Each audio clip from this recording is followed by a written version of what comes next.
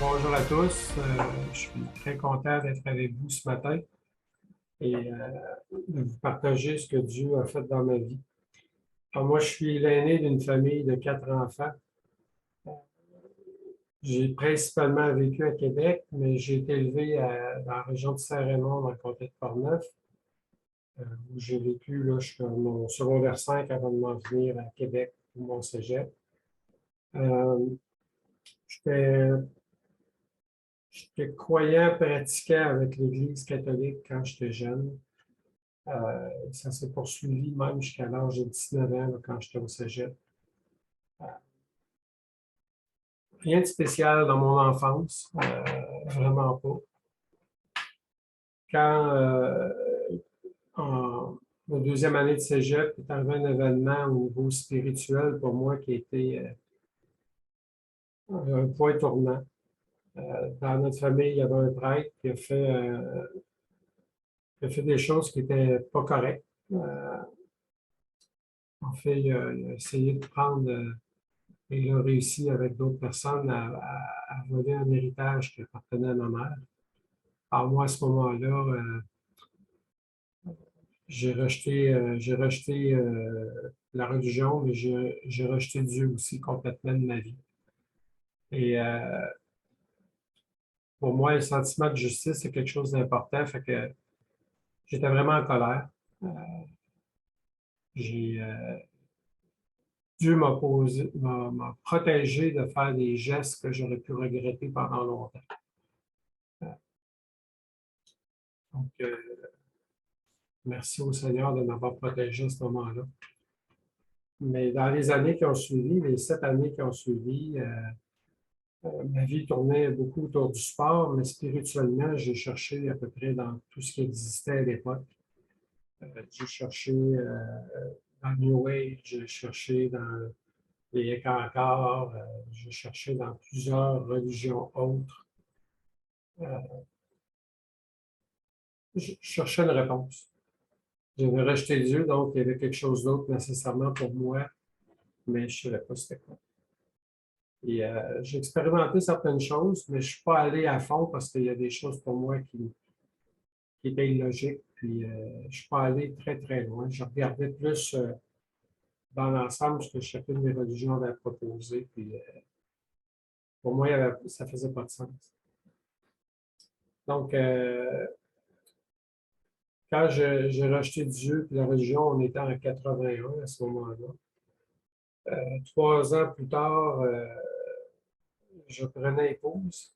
Alors, je me suis marié jeune avec Diane, qui est encore avec moi aujourd'hui.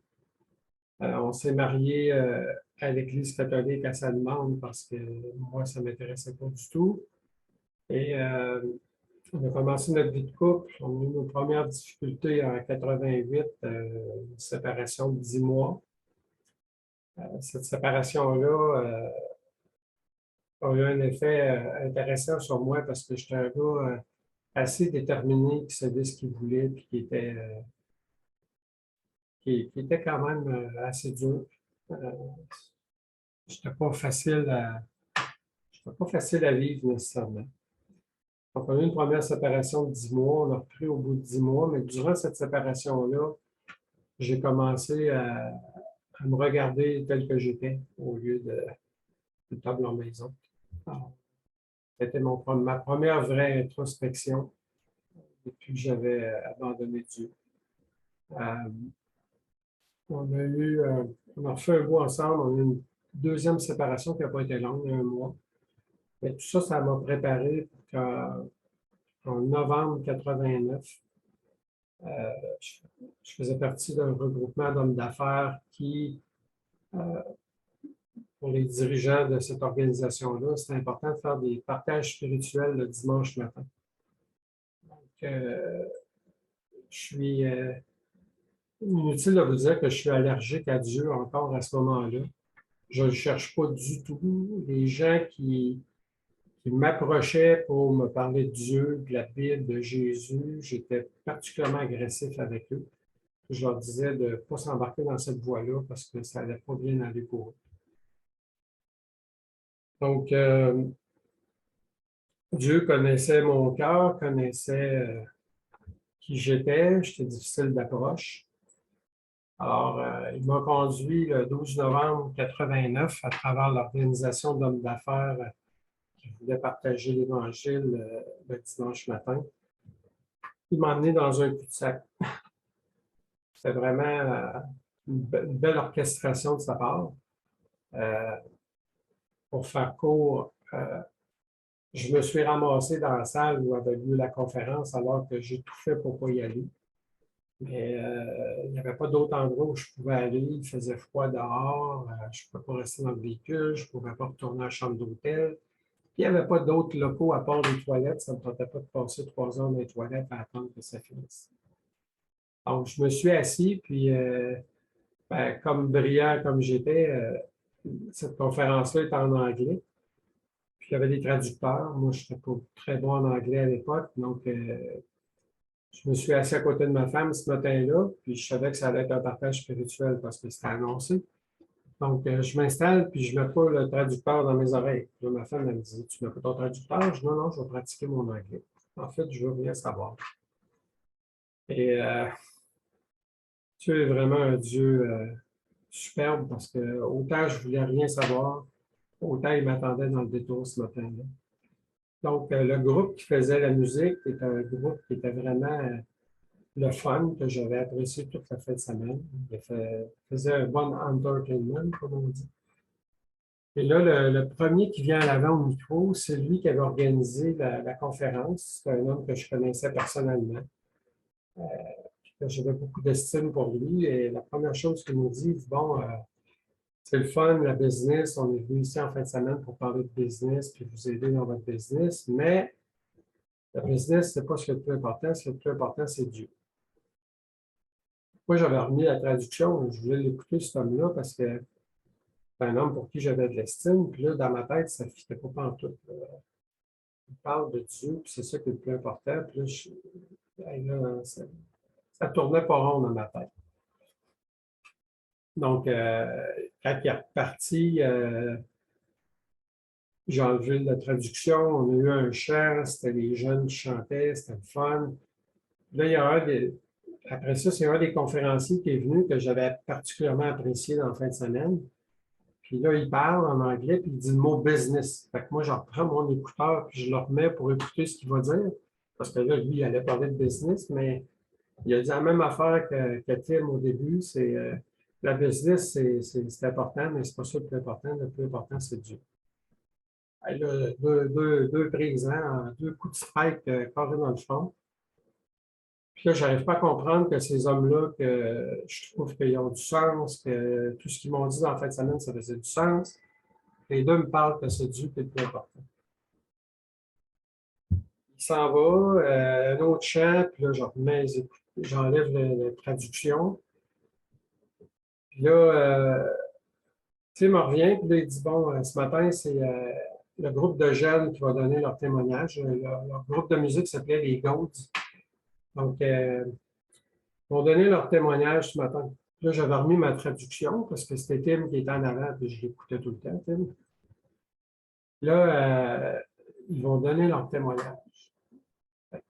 J'ai gardé la traduction parce que je trouvais les jeunes le fun, puis bon, témoignage, je n'étais pas trop habitué à ça. Fait que j'écoute leur témoignage qui est particulièrement touchant.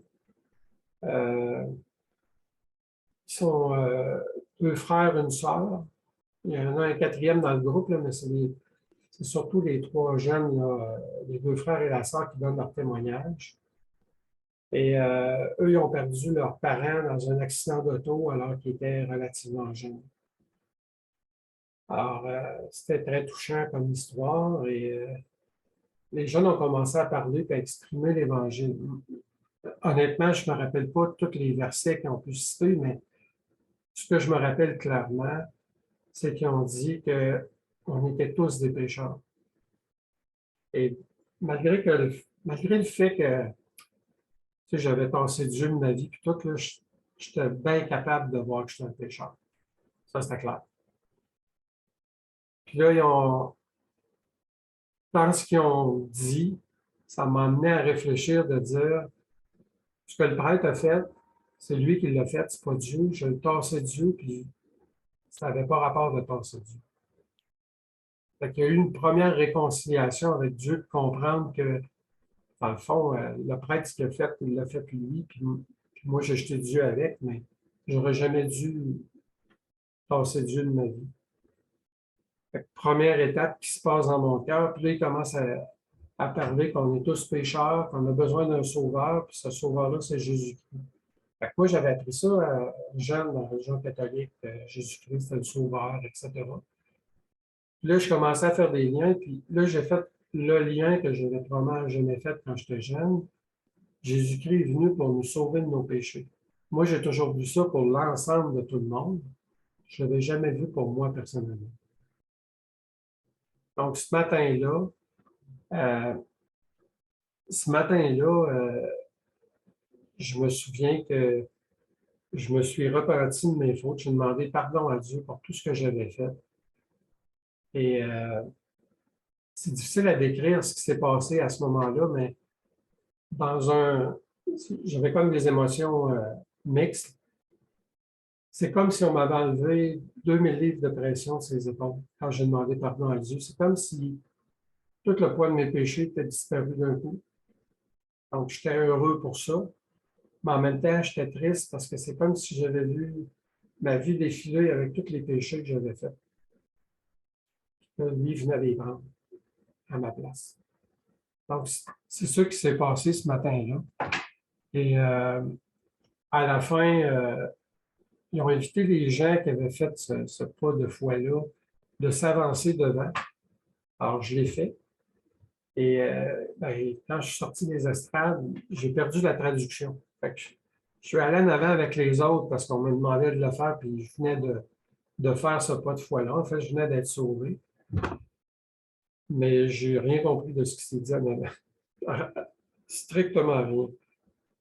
Pour avoir assisté à d'autres réunions par la suite, ben, je peux vous dire que ce qui s'est dit, c'est que, bon, oui, on a prié, mais la personne qui est allée en avant, il s'appelait Ted Fish, c'est un pasteur, puis il nous a dit, trouvez-vous une église qui enseigne les Écritures de la Bible, achetez-vous une Bible, puis commencez à la lire, pour que Dieu puisse travailler dans vos cœurs et vous transformer. Mais ce bout-là, je l'ai manqué.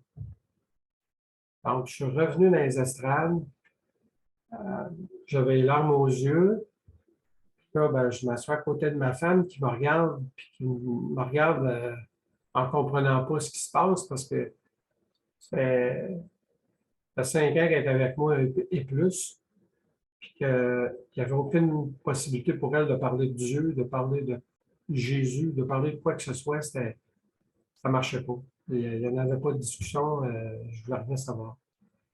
Là, elle me voit m'avancer, je reviens, elle me regarde, est-ce que ça va? Je dis oui, ça va. Qu'est-ce qui s'est passé? On va en parler à la maison. Quand on est revenu à la maison, on était aux États-Unis à ce moment-là, on était dans le Maine, à Augusta, Maine. Puis, c'est ça. Moi, j'ai fait ce pas de foi-là vers midi moins 5, là, selon ce que j'ai pu calculer par la suite, mais j'ai été sauvé ce matin-là. Puis, je le dis souvent, c'est par pure grâce que j'ai été sauvé parce que je ne cherchais pas Dieu. Je vous garantis que je ne le cherchais pas. Donc, on retourne à la maison, on discute avec ma femme, j'explique que j'ai demandé pardon à Dieu pour mes péchés et que j'ai été sauvé par Jésus, mais je ne suis pas capable d'en dire plus, puis je suis comme un peu démuni.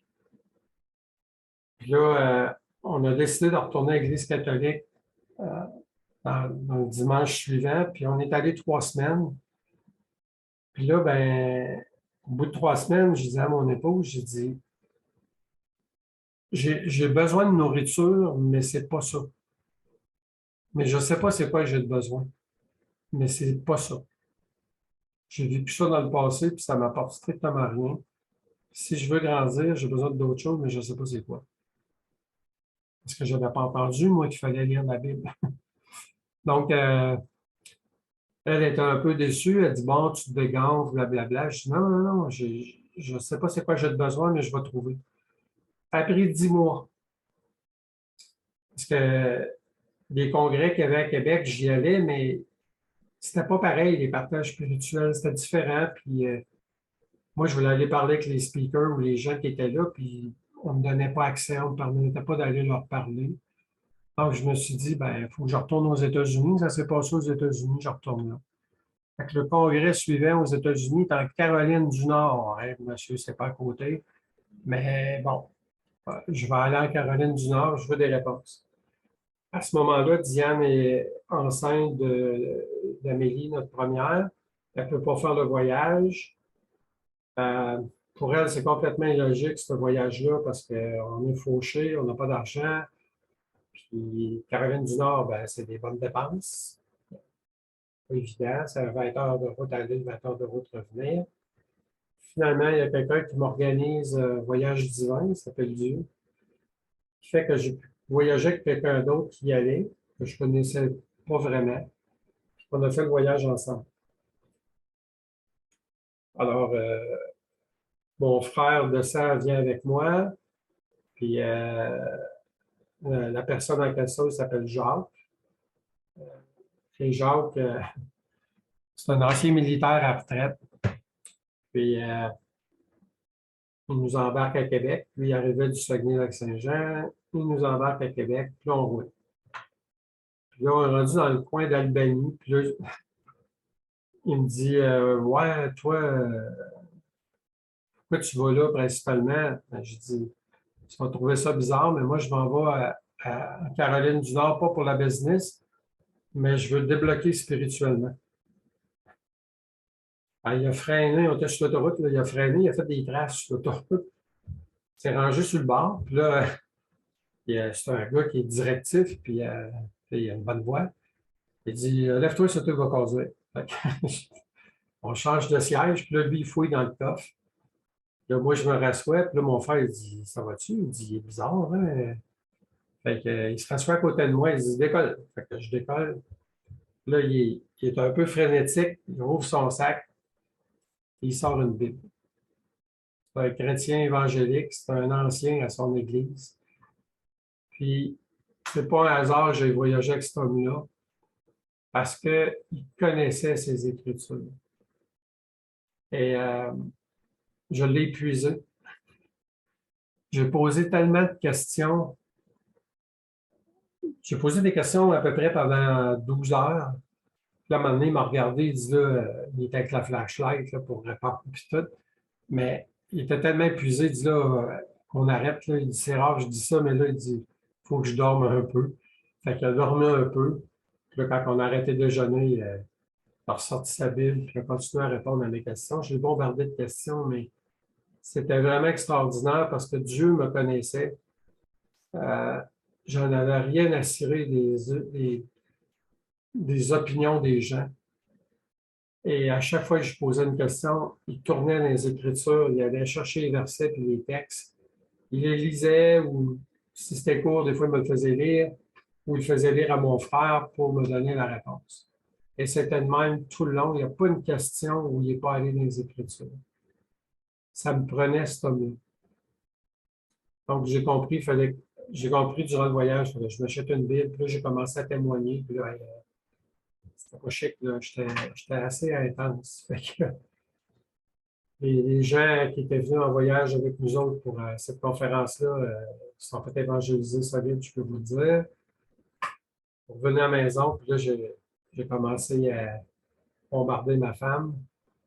Puis c'était peut-être pas la meilleure affaire à faire parce qu'on avait eu 2 séparations, le couple était fragile. Enfin bref, quand j'ai partagé l'Évangile à ma femme, j'ai mal fait ça, tu sais, j'étais allé direct. Je pensais qu'elle pouvait encaisser ça, mais